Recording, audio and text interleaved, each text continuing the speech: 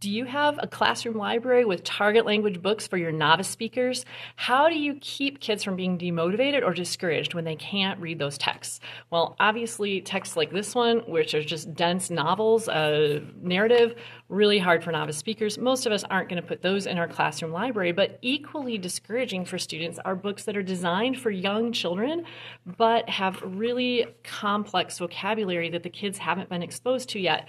This book is a narrative. If you miss a few words of it, you don't understand the stream of the text anymore.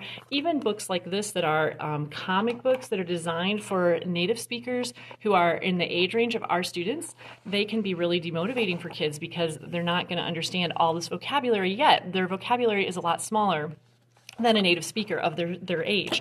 So look for books that are written for target language speakers that are in the 8 to 11-year-old range. These are books that are designed to help students begin gathering information from text. Here's an example.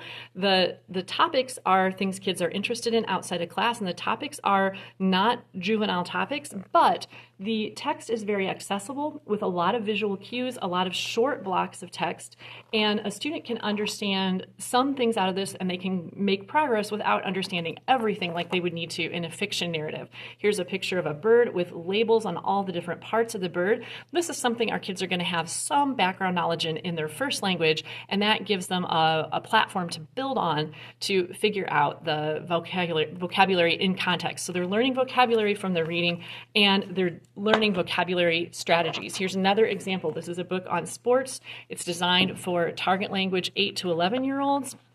And it's got, for example, short blocks of text, lots of visuals, and all of these different parts of the soccer field are labeled. A student who loves soccer is going to know that background knowledge, and that's going to help them build their target language vocabulary.